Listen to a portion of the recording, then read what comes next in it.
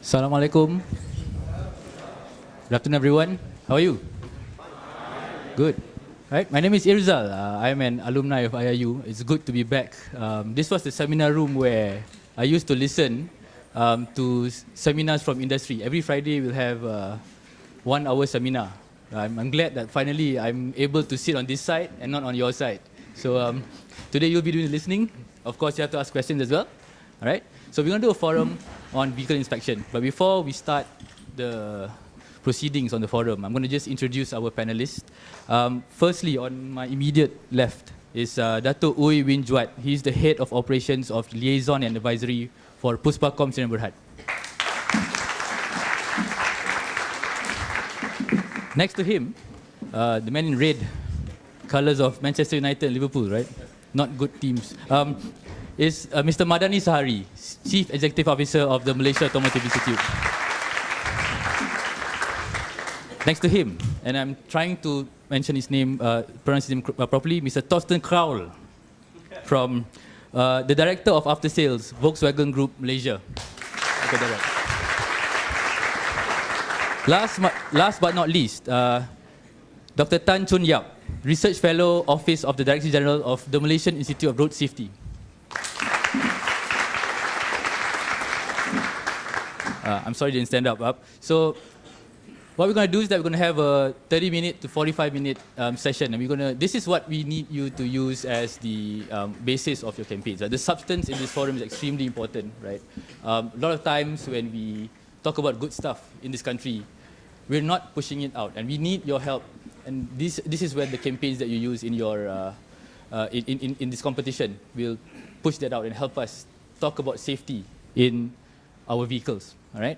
So we're going to talk about what is vehicle inspection, how it is going to be implemented, and what the impacts when we do that. All right. And we're going to give you as much as you need to ask as many questions as you want to our panelists here, right? Because this is the best opportunity for you to do so.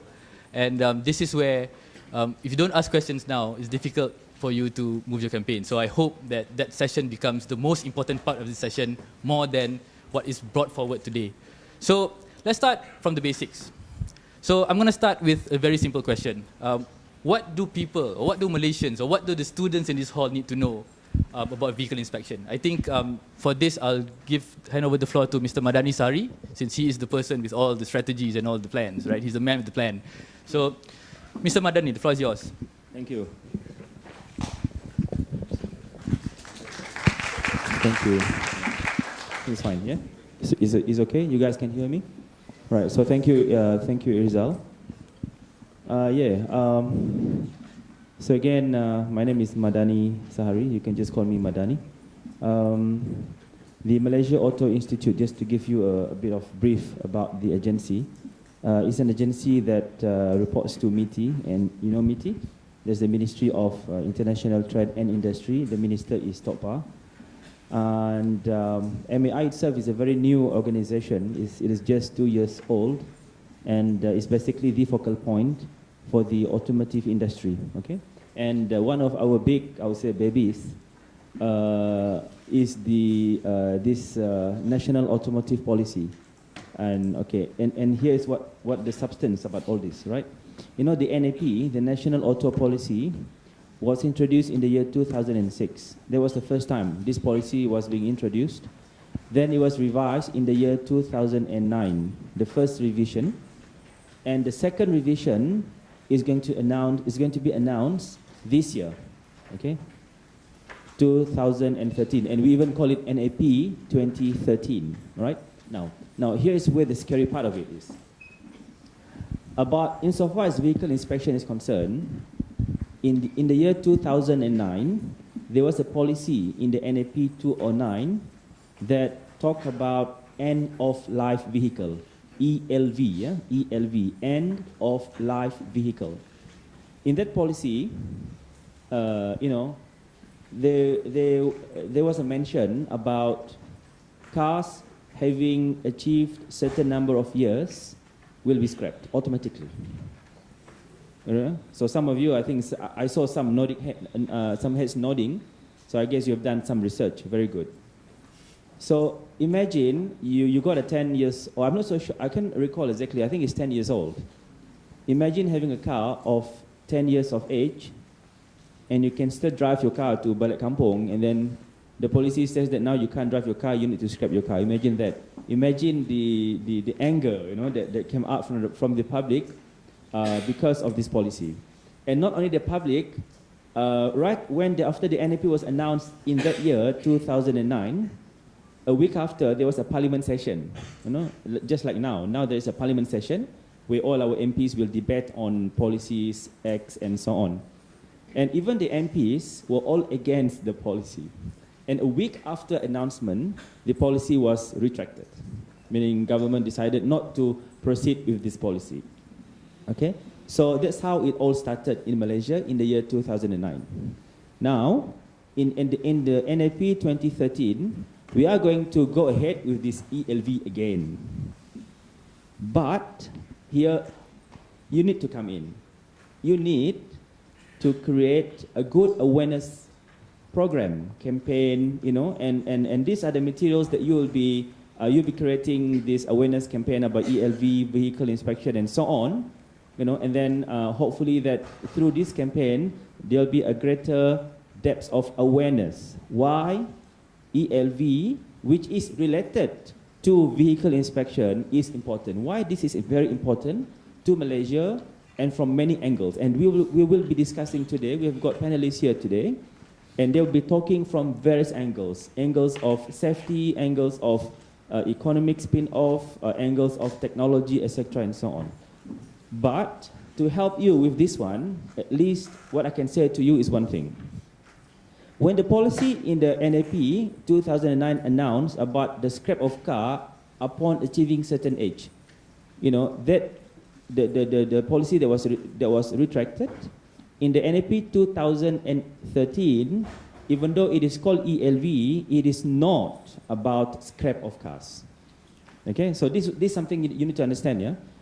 In whatever awareness program that you are going to do not, I repeat, do not equal ELV equal scrap of car. You do that, that's it, your campaign will fail immediately, all right?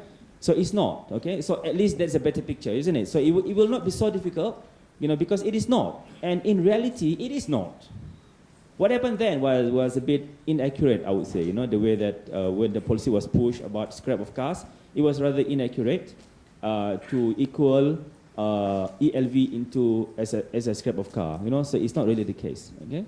So in this NAP 2013, we'll talk about again ELV, you know, but we are relating it to an inspection. You need to undergo, or you need to take your vehicle to be inspected. Of course, we need to have certain period, certain intervals, you know, maybe a grace period of the first few years after you have bought your car. Then after that, we need to have an interval for cars to be inspected regularly. Okay, and the lease to be inspected, what are these leases to be inspected? You know, and how does other country do it? Okay, and how you know, you will be creating a campaign so that the Malaysian society, the Malaysian community, the people in Malaysia can appreciate that yes, I must do vehicle inspection, because if I don't, you know, it can affect my life. It can affect the roadworthiness. Okay, that's the important word, the roadworthiness of my car. Okay, now back to the ELV in the NAP 2013. So it's about inspection, you know. If you pass the inspection, then your car, you can still continue and use your car forever, basically, you know. But if you don't pass the inspection, this is where matters can be complicated. But again, you know, later on you can, you know, probably hear from the panelists, in many developed countries that are implementing ELV, even though the car is not, even though the car has failed the inspection, the car is not automatically scrapped. It is upon the onus of the vehicle owner to decide whether you want to scrap your car, or you want to recycle your car, or you want to auction your car, because In Japan, for instance, there is a company that buys all these cars that did not pass the test in Japan. They buy this car and they export these cars to other countries that can accept these cars. It created a business in Japan. I'm telling you this. Okay? So you see, it makes sense, isn't it? So in Malaysia, that's what we are trying to do. But the bottom line of this is about vehicle inspection. You need to do vehicle inspection. You need to maintain your car so that the test, so that you will not fail your test, and then you can carry on driving or using your car. I mean, I saw him. I can see you from here. You're asking me to stop, aren't you? Yes, I am. Okay. All right, I stop. All right. Thank you, Mr. Banani, for that very short and brief explanation. Dr. Yap, just from a road safety point of view, you're the agency in charge of making sure that our, not just roads are safe, our vehicles are safe as well. What should be inspected and why is that inspection important? On the perspective of road safety, of course, the cause of accident, one of the causes, of course, is from the vehicle. Apart from human factor and on the road engineering side. Yeah. So on the vehicle part, of course, it boils down to how you maintain your vehicle. Yeah. So most people, they will send in their vehicle for servicing or maintenance only during the warranty period. Yeah, after which, they neglect all those maintenance. Of course, maintenance, there are three types of maintenance. Maybe we will drill down to this detail afterward. Yeah, the periodic maintenance, the corrective maintenance, and the predictive maintenance. Yeah. So I think for now, I will stop for now. Yeah. Maybe you have more questions to ask about those statistics and so on. So I will stop for now and wait for the next question to come. Yeah. All right. I think that's a very important point raised by Mr. Tat, right? That there are certain things that we are testing, but the awareness of what testing should be done as well is not done. I want to know why. Maybe Dato' Uy, you can explain to us what inspection does Puspacom offer, and why is it important for the public to know about tests available, and why they should be carried out, and maybe how frequent?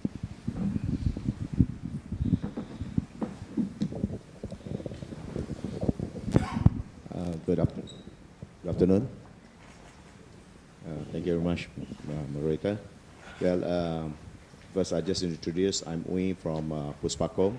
Puspacom is a concession company, given by the government to inspect commercial vehicle at the moment. So at Puspacom, we do carry out inspection for commercial vehicle for the time being. Yeah? For the time being, that is every 6 months is a requirement for all commercial vehicle to undergo inspection. So the inspection that we carry out, there are different categories. That is a new vehicle, we call it initial inspection. So before a commercial vehicle to be registered and then licensed on the road, you need to be inspected, and we'll take all the body measurement, weight, according to the X. And from there, we also did 6 monthly, that is a routine inspection. Every 6 months, all commercial vehicle.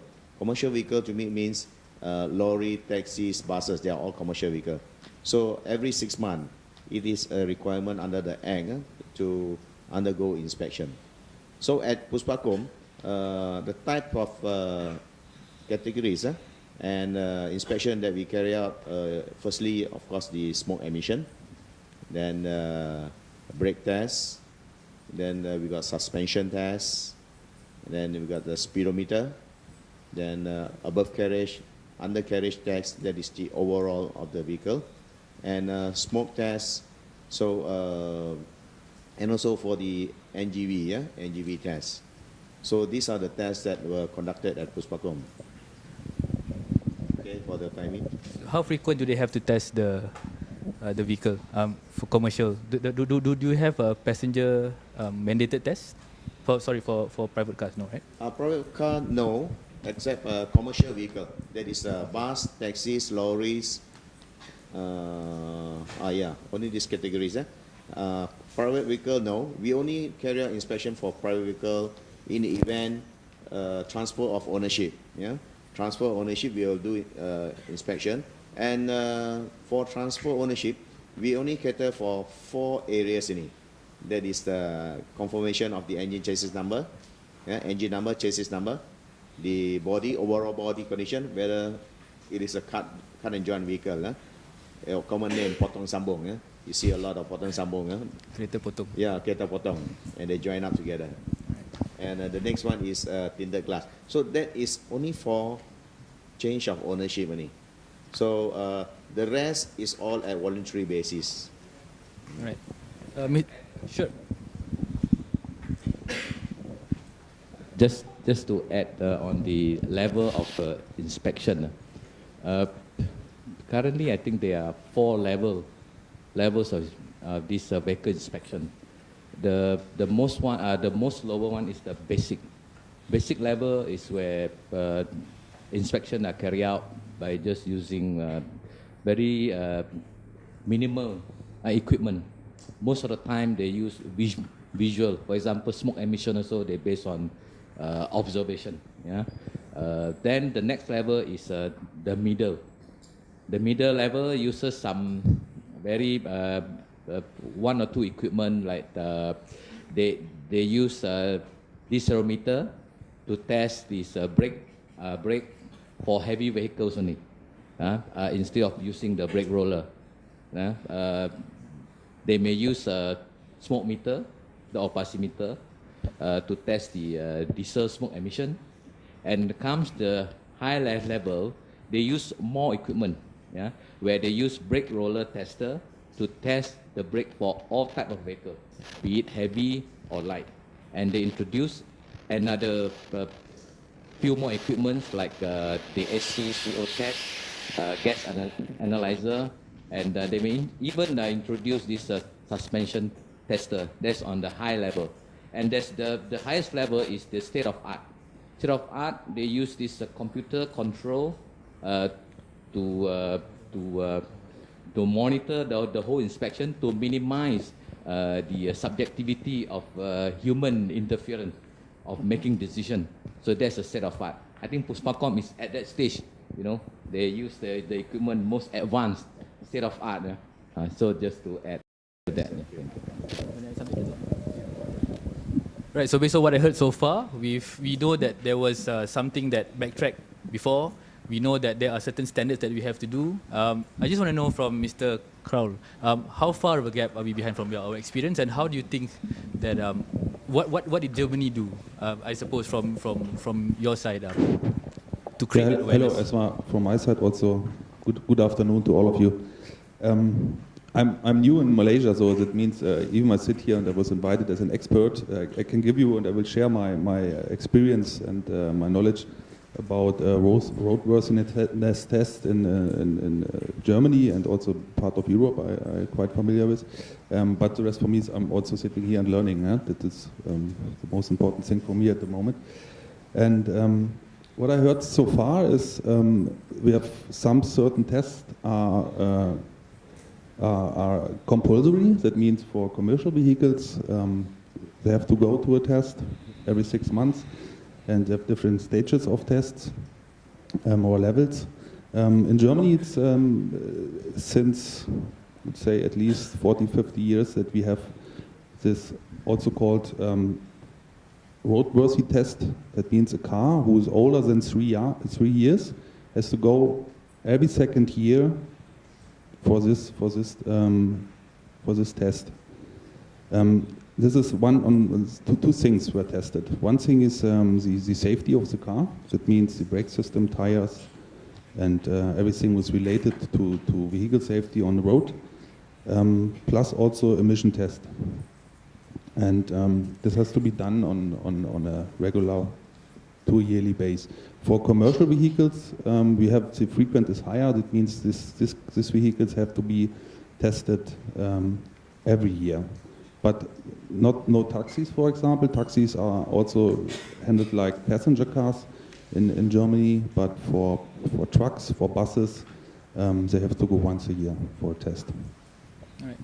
So in Malaysia right now, I think most students now have cars in Malaysia, and given that we have to pay our loans for quite some time, 3 years for us is still a new car, right? Maybe in outside it's less. Of course, there are a lot of important reasons why it's like that, but Malaysians generally can't imagine having to test their cars so frequently. It's you know, there's a lot of barriers to that. How did you know, at least Germany and the rest of Europe create that awareness to make sure that there's an importance for inspection to happen? Yeah, this is quite easy because it's done by law. No? That means it is a must. There's no question of you want or you want not. So we have a lot of regulations and standards in Germany. I guess we are also popular for that. Some of them are good. Some of them, okay, you have to follow, I would say. Yeah? But for us, there's no question. That means we have to go there. You know, everybody's knowing that since years. That with a car who's older than 3 years, you have to go every second year. It is also, you have to do it in an authorized center. It's like TÜV or DEKRA doing that, and therefore the awareness is. It's not comparable to here. Yeah? But probably a good idea for you if you're starting a campaign. But I really liked the idea is to start a campaign for roadworthiness now at this moment, and also like this idea to call it fit to drive. Probably you can also think about compare it if you are come to a certain age, yeah, that you go for prevent visits to a doctor, yeah, that you make checkups on the doctor, so compare it with humans. And the same with the car. If a car has a certain age, then should be also checked from time to time. No? That is also probably give you some ideas how you can drive this campaign forward and to make the awareness in the public here. Yeah. I'm very curious about this part of the campaign, because this is also important for our students to know and understand the parameters in order for them to push their campaigns. Yes, we can impose a law, but if people are resistant to that law, it gets repealed like in 2009. Maybe, Mr. Tan, from another government agency perspective, I mean, you guys sort of like do a lot of campaigns on road safety. Can you tell us about your experiences about the Malaysian public, or is the public in general, how they respond to Malaysian safety? It's always like, for me, when I see any accident, it's always the driver who is blamed, right? And I think that's one of the factors, but I'm sure there are many factors from your studies that indicate otherwise as well, like you mentioned before. But why are we always, you know, blaming that one factor? Could be the bus, could be tires. Okay. Yep. Thank you. When an accident happens, the driver is always to be blamed, especially when the driver is died. So reckless driving under Section 43, easier way out. But most importantly is the awareness, yeah, the awareness. So I hope this campaign you will put in more effort in pushing this, the awareness of maintaining a car. Statistically, if you see, in the world, daily there are about 137,000 accidents. 137,000 happens every day. And there are about 3,500 people die every day, which is about 1.3 million a year. See the number? This is scary. Yeah. This is Malaysia alone? No, this is worldwide. In the world. In Malaysia, just checking, there are 19 deaths daily. It's about, according to our statistic, in the year 2011, about 7,000 people died of accident. So it boils down to about 19 deaths per day. So every day you can see, yeah. So this is the seriousness of the accident. And this life will cost the government economically, it's about 8.2 billion, this death. In MIROS, we did a study on the statistical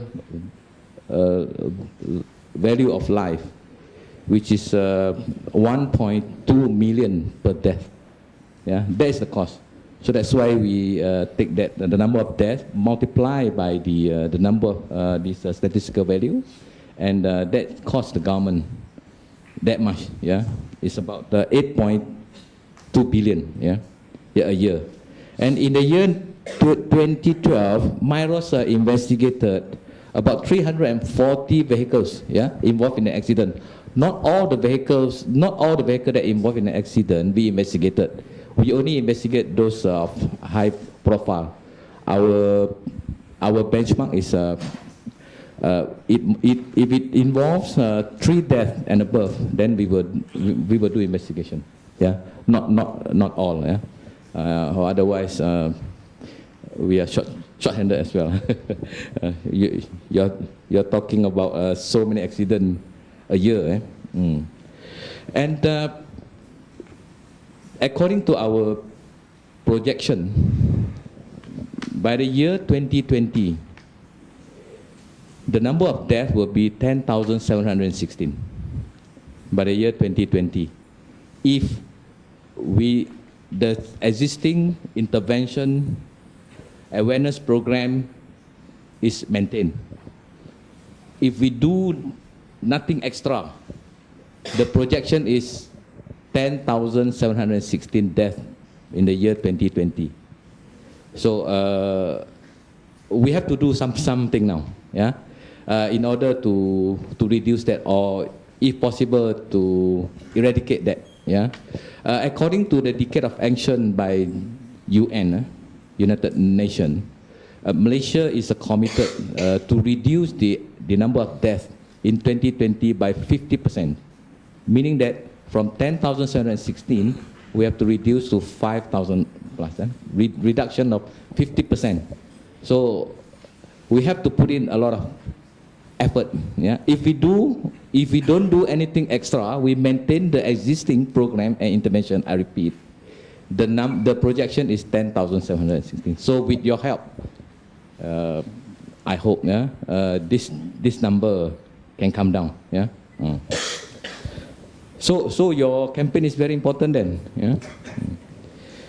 Okay, so I think that's about. If any other question, then I really sympathize with Mr. Tan, because in 2 minutes, no one has ever said death so many times.